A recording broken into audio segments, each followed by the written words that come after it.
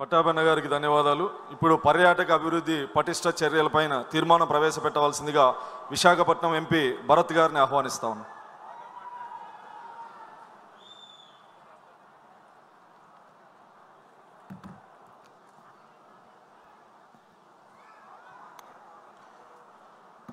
Thank you రాజు గారు. అందరికీ నమస్కారం. ఆల్రెడీ కొంత లేట్ అవుతున్నాం కాబట్టి పేర్లు అందరికీ తీసుకోనండి. కమ్యూనిజం లేదు, క్యాపిటలిజం లేదు, అంతా టూరిజమే అని సిబిఎన్ గారు చెప్పినప్పుడు కొందరు విమర్శించారు. ఇప్పుడు వాళ్ళే ముందు మాట్లాడుతున్నప్పుడు కూడా పెద్దలు చెప్పారు, పొగుడుతున్నారు. మొన్న ఒక నేషనల్ ఛానల్ ఇంటర్వ్యూలో లోకేష్ అన్న మాట్లాడుతూ బెంగళూరు, గోవా ఒక బిడ్డ కంటే ఆ బిడ్డ పేరు విశాఖపట్నం అవుతుంది అని చెప్పారు.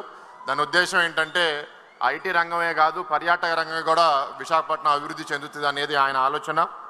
అసలు పర్యాటకం అంటే ఏంటి మీ అందరూ ఒకసారి విశ్లేషించాలి. పని కోసమో ఆనందం కోసమో మనం ఒక కొత్త ప్రాంతానికి విజిట్ చేస్తాం.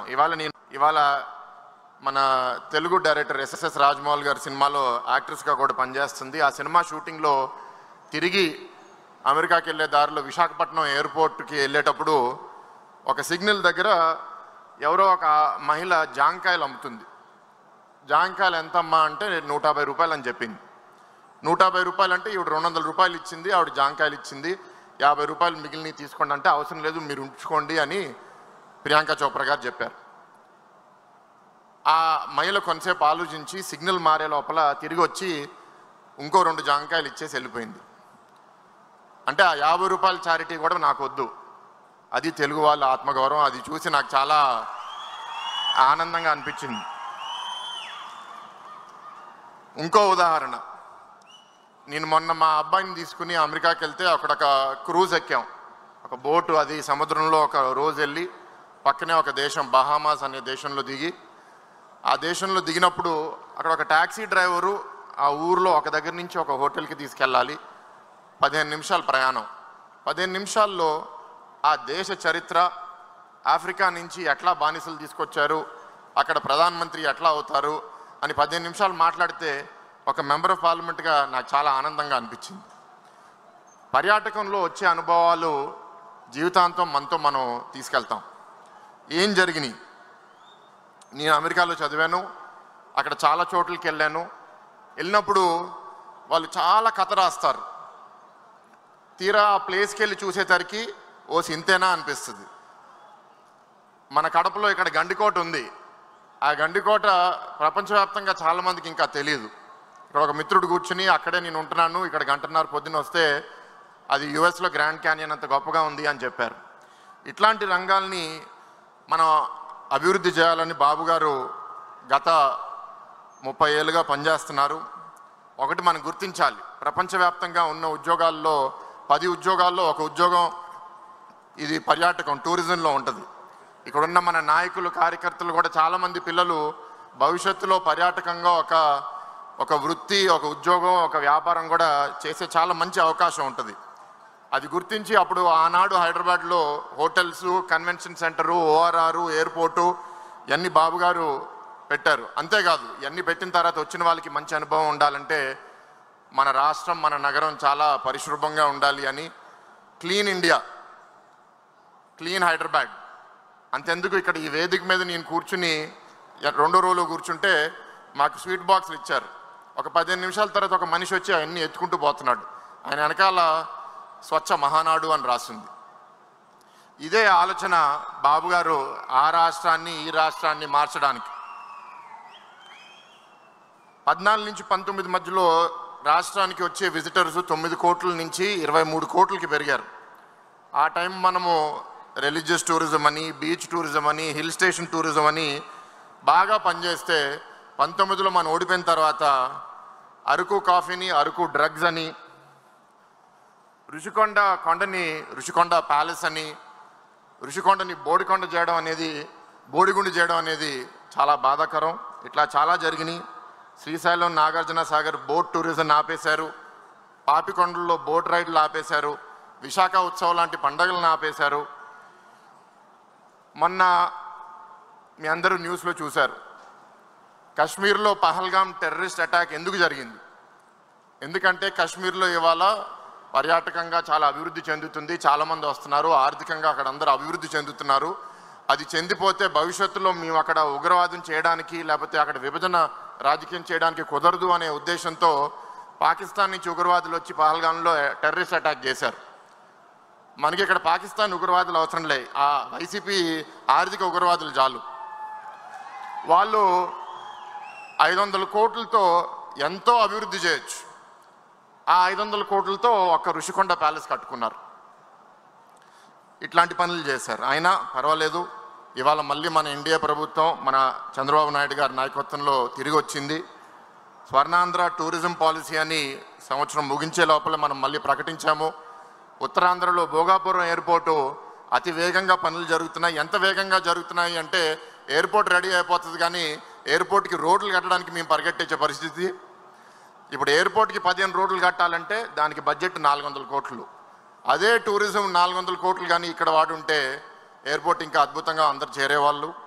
ఇవన్నీ ఆలోచిస్తుంటే కొంత బాధ కలుగుతుంది, కానీ మా పని మేము చేసుకుంటూ పోతాం. మళ్ళీ అరకు కాఫీ తిరిగి వచ్చింది. ఇవాళ బాబు గారు ఢిల్లీకి వచ్చి కేంద్రంలో ఏ కేంద్ర మంత్రిని కలిసినా అరకు కాఫీ వాళ్ళకి ఇవ్వడం, దాని ప్రాముఖ్యత చెప్పడం.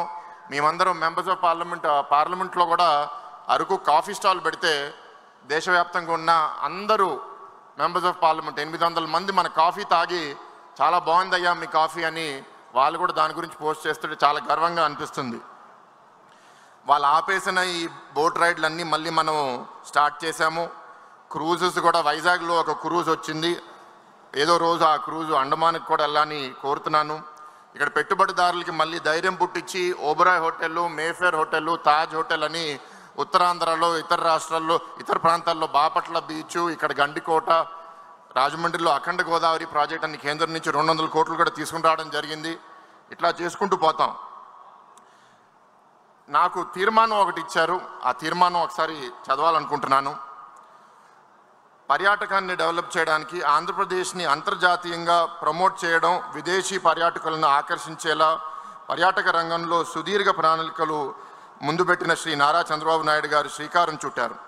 రాబోయే 5 ఏళ్ల కాలంలో టూరిజంలో పెట్టుబడులు సాధించి అభివృద్ధి చేయడమే లక్ష్యంగా టూరిజం పాలసీని ప్రవేశపెట్టి పర్యాటక రంగాల్లో దాదాపు 25,000 ఉద్యోగాలు తొలి దశలో, ఈ 5 సంవత్సరాల్లో నా అంచనా ఇంచుమించు 2 లక్షల ఉద్యోగాలు పర్యాటక రంగాల్లో వస్తాయని చాలా బలంగా నమ్ముతున్నాను. ఈ కూటమి ప్రభుత్వం కూడా మానాడు వేదికగా నేను అభినందిస్తున్నాను. అటు ఉత్తరాంధ్ర నుంచి ఇటు రాయలసీమ ప్రాంతం దాకా పర్యాటక అభివృద్ధి దృష్టి సారించి ఏడాది పాటు టూరిజం ఫెస్టివల్ క్యాలెండర్ ద్వారా మరింత అభివృద్ధి దిశగా రాష్ట్రాన్ని ప్రగతి పథంలో పయనింపజేసేలా ఈ తీర్మానాన్ని ప్రతిపాదించడమైనది. దీంతో నేను 2 పాయింట్లతో ముగించేస్తానండి. నేను చిన్నప్పుడు హైదరాబాద్లో ఒక అపార్ట్మెంట్లో పెరుగుతున్నప్పుడు అక్కడ వాటర్ కంటిన్యూస్గా వచ్చేది కాదు. రోజుకు ఒక 2-3 గంటలు వస్తే మేము బకెట్లో నింపుకుని రోజంతా ఆ వాటర్ని వాడుకునేవాళ్ళం. మా అమ్మ నాకు నీటి విలువ ఏంటి, ఎందుకు మనం బయట చెత్త వేయకూడదని నాకు బాగా నేర్పించింది. ఇవాళ నేనేంటంటే ఎక్కడికి వెళ్ళినా సరే ఒక ప్లేస్ చాలా అద్భుతంగా ఉండాలి, అది చూస్తే ఎవరికన్నా మనసు ఆకర్షించాలి, మళ్ళీ మళ్ళీ రావాలనిపించాలని నేను ఎక్కడికి వెళ్ళినా సరే చెత్త డస్ట్బిన్లో వేస్తాను తప్ప రోడ్డు మీద ఇక్కడ బయట ప్రాంగణంలో నేను వేయను. కానీ ఒక అనుభవం మీకు చెప్పాలి. గత సంవత్సరం ఎలక్షన్కి రిజల్ట్స్ వచ్చే ముందు నేను జపాన్కి ఒక వారం రోజులు వెళ్తే ఎక్కడ చెత్త తీసుకున్నా జేబులో పెట్టుకుని నేను ఊరంతా ఎతుకుతున్నా, ఎక్కడుంది చెత్త బుట్ట వేద్దాము అని. ఎక్కడ దొరకట్లా. ఏంటయ్యా మీ దేశంలో మీకు చెత్తబుట్టలు లేవు అంటే, ఆ దేశంలో ఉన్న వాళ్ళ జేబు నుంచి ఒక చిన్న ప్లాస్టిక్ చిట్టి తీశారు. అది ఓపెన్ చేస్తే ఇంత బ్యాగ్ అవుతుంది. మేము నేర్చుకున్నది ఏంటి అంటే మా దేశంలో మేము మా బాధ్యత ఏంటంటే చెత్తబుట్టలు వేయడమే కాదు, అసలు చెత్త తయారు చేయడమే మాకు ఇష్టం లేదు. అందుకే ఇది మాకు ఒక లెసన్. మా జేబులో ఇది పెట్టుకుంటాము. ఒకవేళ చెత్త ఏదన్నా ఆ రోజు మాతో ఉంటే ఆ ప్యాకెట్లో పెట్టుకుని ఇంటికి తీసుకెళ్ళి మా ఇంట్లో చెత్తబుట్టలు వేస్తాము. మనం ఇంకా దాని నుంచి చాలా దూరంగా ఉన్నాము. ఇక్కడ ఈ గ్రామాల్లో నేను ఎక్కడ చూసినా సరే చెత్త రోడ్డు మీద చూస్తుంటే నాకు చాలా బాధ కలుగుతుంది. మనం తప్పకుండా బాబు గారి నాయకత్వంలో, లోకేష్ అన్న నాయకత్వంలో ఆ డైరెక్షన్లో వెళ్తాము. ఆఖరిగా చెప్పేది ఏంటి అంటే, మనకి చాలా నాగరికత ఉంది, కల్చర్ ఉంది, కథలు ఉన్నాయి, కళలు ఉన్నాయి. అవన్నీ మనం కాపాడుకోవాలి. మన ఎప్పటి నుంచో మన పూర్వీకులు చెప్పేది అతిథి దేవో భవ అనేది మనందరూ ఆలోచించి ఆ విధంగా మనం పనిచేస్తే రెస్ట్ ఆఫ్ ద వర్క్ బాబు గారి నాయకత్వంలో, లోకేష్ అన్న నాయకత్వంలో, వేదిక మీద ఉన్న నాయకులందరూ, ముందున్న నాయకులందరూ కలిసి పనిచేసి ఈ రాష్ట్రాన్ని ఒక స్వర్ణాంధ్రగా తయారు చేస్తారని చాలా బలంగా నమ్ముతున్నాను. ఆఖరిగా ఈ ఎన్టీఆర్ గారి జయంతి సందర్భంగా నన్ను మాట్లాడే అవకాశం ఇచ్చినందుకు అందరికీ నమస్కారం. Thank you.